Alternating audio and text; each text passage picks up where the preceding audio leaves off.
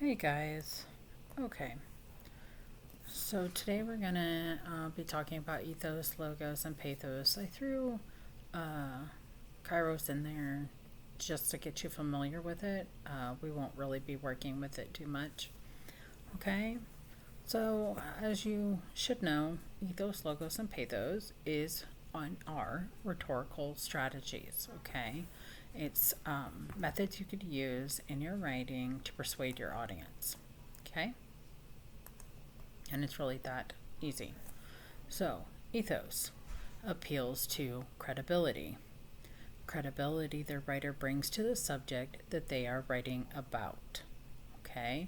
So, whatever you're writing about, the author, whatever you're writing about, the credibility that you bring. Okay? So, it's talking about how the writer can display wisdom, demonstration of expertise, displays character of the speaker, one's virtue, a form of argument based on character and authority. Okay? So ethos is the appeal that relies on establishing some form of credibility with an audience and or realizing who your audience finds credible. So bringing in credible resources or sources that are credible into your writing or speech, right? So, showcase your own expertise as an author, be clear, straightforward manner, right? Utilize reliable sources and experts by citing professional, trustworthy, well-known sources. Meeting the needs of your audience, respond to questions, give potential counter arguments, and you can do that in your writing. It doesn't have to be a speech where you're talking face to face. As you're writing your paper, you want to keep your audience in mind and think about what questions might pop up in their head and answer those questions, or think about possible counter arguments. It's very important to address those, and because that can really help your audience know that you are credible, right? That establishes your credibility if you are saying, okay, so I know you might think this about this subject, but this is why I think I'm right, right? That argument, you address those issues and it builds your credibility because you are addressing those issues and answering those questions. Okay? Pathos appeals to the emotion, is the use of emotion in debate or argument. We can control pathos through word choice and through style. You need to understand emotions and their triggers in order to control or excite them. Emotion is based on proximity, both spatially, physically related, and relationally, personal relation. A form or argument based on emotions, fear, desire, sympathy, anger. Okay? So, pathos. Appealing to the emotions of your audience is an extremely effective way to get them to react in a way that you would want them to. Right? So, device to elicit certain emotions, music, colors, volume of speaker's voice. If I'm yelling, of course you're going to pay attention and be like, holy shit, right? The font you use to write with. So if you use a really crappy font, I'm not going to want to read that because it's going to anger me because I can't understand it, right? Colors, if you think about colors and music, just like I'd let you guys listen to music while you're writing or doing a task in our class that doesn't require collaboration. I want you guys to feel relaxed and be able to work, right? Colors, if you think about if you see red, that automatically makes you think stop, not relax, and soothing color like light blue or light yellow, right? Yellow makes you think happy, sun, warm, right? You can be used effectively to provide context to your audience. So you can relate by using real world situations, directly impacts them. So just like your literacy narrative, when I'm reading all these stories, it impacts me because I remember what it was like being a freshman in college. I remember having bad and good experiences in high school and how I hated writing and now I love writing, right? So I am feeling that emotion while reading all of your literacy narratives. Anger is an effective but dangerous tool, so be ethical, inspire change, peaceful protest, refuse to allow oppressive ideologies. So you can use anger when you are thinking of any of these, but be ethical. Don't use it to elicit bad things to happen and people dying, like January 6th as an example, right? Okay, so anger is an effective but dangerous tool. Use it with ethics. Be careful. So logos appeals to logic. I remember this because of the two L's. Logos is logic, right?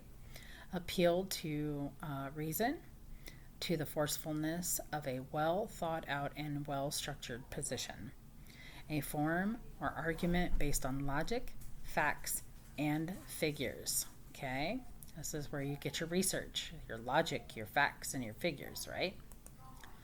Logos is the appeal to logic and organization. It requires you to think about the most effective order to put your thoughts in and to think about what types of proof you can provide to your audience.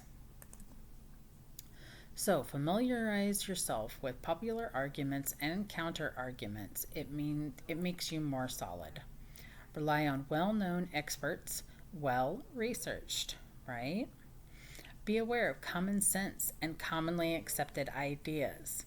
Don't need new ideas to convince your audience, just be aware of them, okay? For example, I don't have to convince you that college is a time where you need to learn a certain level of responsibility over yourself and your work ethic. This is a common point that we have all heard repeated frequently and is also something that has been proven over time, right? So that's just common sense, right? You know when you go into college, you're going to have to work hard and have responsibility over yourself and your work, right? So here is examples from all three, ethos, pathos, and logos. Now, mind you, each of these can be swapped. They can be used differently. Ethos and pathos are interchangeable, or pathos and logos are interchangeable. Like, they can be used for different things. Some can't, but most can. So a form or argument based on character or authority. How to identify ethos in ads. Endorsed by celebrity. So they're using their celebrity as authority, right? Be by someone in a uniform. So a cop could be like, hey, you have to stop at that stop sign. And you know that that's credible because he is in a uniform and he is a cop, right? By professional looking people. So if I come in with blue hair and a spike, you know I'm probably not going to be your professor. I mean, there's a possibility, but that's kind of what they're saying. By professional looking people, right? So this ad is an example of ethos because it has a famous person selling mascara. It's Julia Roberts. So pathos, a form or argument based on emotions, fear, desire, sympathy, and anger. How to identify pathos in ads? Fear, get this or else. Desire, half-naked people. Empathy, sad kids or cute dogs. Number 4, hunger, awesome looking food that looks way better than it does in real life. We all know that's true, right? Because when you see an ad on TV, you see a Big Mac or, a big juicy burger that looks awesome. And then when you get it out of the box from the fast food joint, it doesn't look anything and nearly as yummy as it did on TV, right? So this ad is an example of pathos because we feel sympathy for the sad-looking dog. They are selling me dog food, right? So you see this sad dog and you're like, oh, this poor puppy, he needs good dog food, right? Logos, A form or argument based on logic, facts, and figures. How to identify logos in ads. Facts, percentages, data, right? Lots of words and information that tell you about the subject. Charts and figures. So this is an ad example of logos because it has different plans listed with different prices. So it's telling me facts about the phone. Okay, so that is just a brief overview of what ethos, pathos, and logos is. Kairos, the perfect, delicate, crucial moment in time. Kairos is time.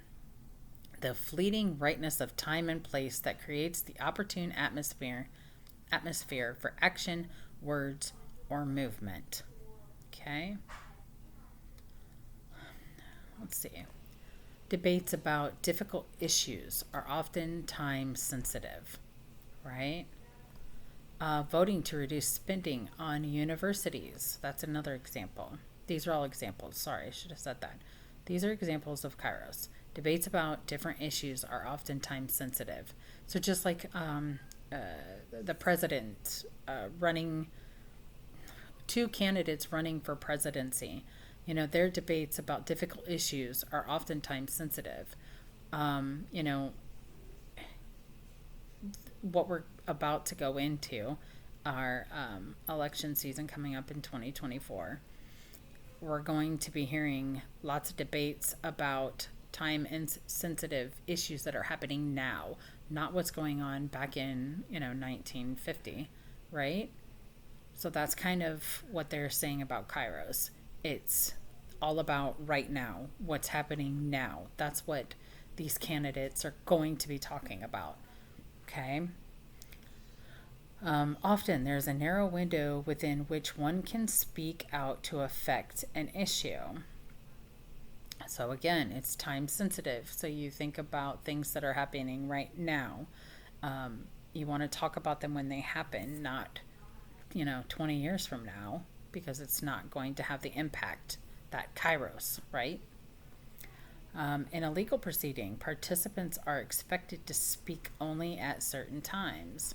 So when you're in court, the judge is going to say, okay, now is your time to speak. Okay, now is your time to speak. Okay, you can rebut what he just said, right? So that's that Kairos, that exact pristine time to get your point across.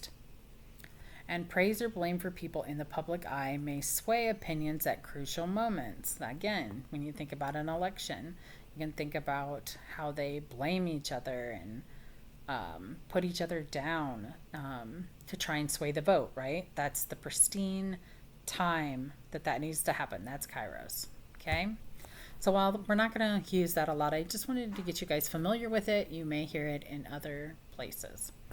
So that's it, guys, for ethos, logos, and pathos. I just wanted to get you guys thinking about them, know what they are, start thinking about those rhetorical strategies as we will be using them in our writing. And that's it, guys. So have a good day, and I will see you soon.